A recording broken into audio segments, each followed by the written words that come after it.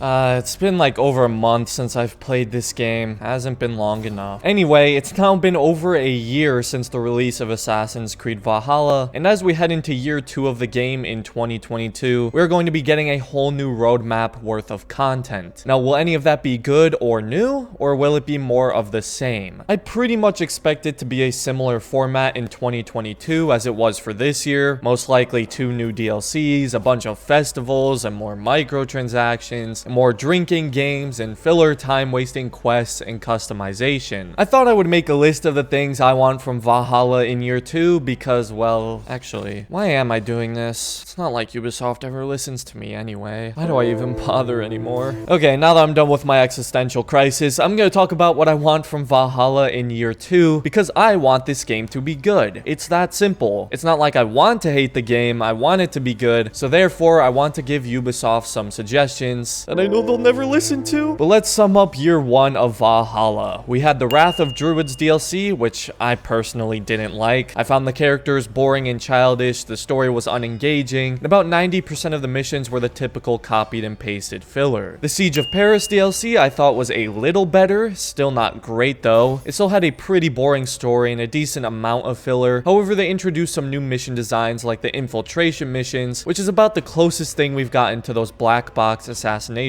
missions from the old AC games, so I enjoyed those quite a bit. Then of course there was all the really grindy, boring, free live service content with all the festivals that basically have you do the exact same thing. Drinking games, flighting, archery mini games, and a fight arena. Then of course there were some extra missions like the river raids, which were also quite tedious and boring, at least after you did them for a while. And I like to remind everyone that they keep adding a lot of this pointless stuff when many large components of the game remain broken. So what can Ubisoft do in year 2 to turn this game around? Well, for starters, fix stealth, fix stealth, fix stealth, fix stealth, fix stealth, fix stealth, fix stealth, fix stealth. No.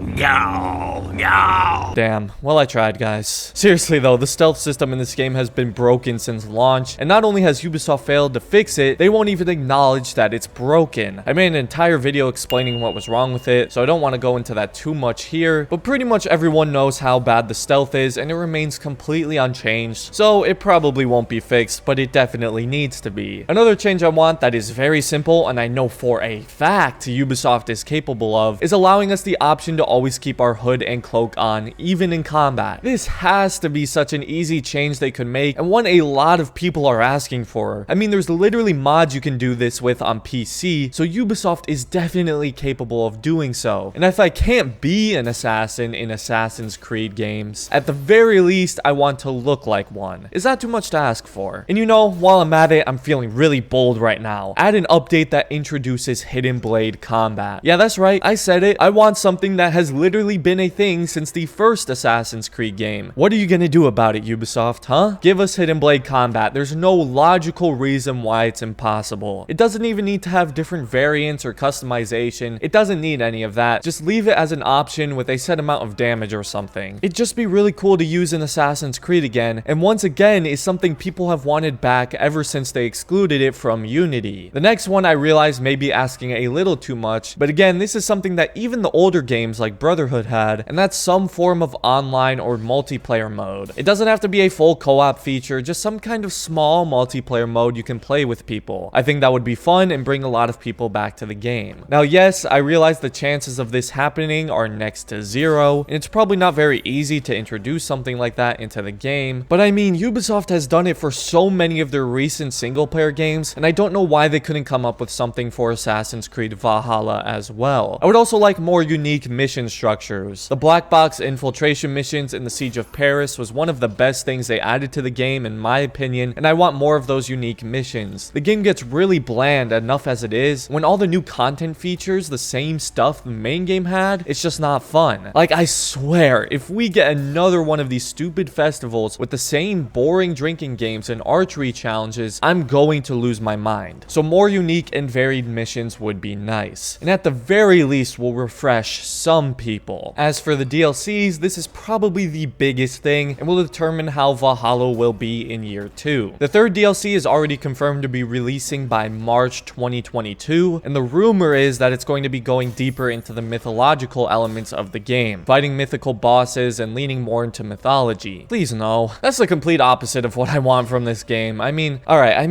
Look, if it's at the very least something completely new and fresh, I suppose I wouldn't mind a complete focus on more fantasy elements, even though again, this is not a fantasy series, but at the very least, maybe it'll be something new and different. However, I'm still not a fan of that because to me, it's pretty obvious where they should go with these DLCs in year 2. Why don't we get a DLC completely dedicated to the hidden ones? You know what the series is supposed to be about? Let's dive deeper into the hidden ones in this era, how they work, how they function, who they're fighting, and who's leading the hidden ones, and maybe see little flashes of how they'll eventually become the Assassin's Creed in Masyaf Castle. It could even finally have Eivor become a hidden one, or an even better idea in my opinion is to set the DLC before the events of AC Valhalla and have us play as a younger Basim, as he works for the hidden ones. That would be really cool, and it's easily within the realm of possibility. And since we have a DLC dedicated to the hidden ones, why not also have another DLC dedicated to the Templars, or Order of Ancients of the time? Flip the perspective a bit and allow us to see things from a Templar perspective. Again, a very cool and unique idea that certainly sounds better to me than doing more stuff in Asgard or fighting mythological beasts. I think a lot of Assassin's Creed fans would actually play something like that, but again, that's probably way too cool of an idea for them to actually do. So I'll just continue to question why I even bother coming up with these ideas. Anyways, if you guys liked any of these ideas and agree with what I think they should add or change in Valhalla in year 2, let me know down in the comments, and also feel free to add or expand upon that and comment what else you would like to see in Valhalla year 2 as well. If you're new here, I make a lot of Assassin's Creed and Valhalla related content, so consider dropping a like on the video and subscribing to the channel for more in the future. Other than that, thanks for watching and stay stealthy out there, assassins.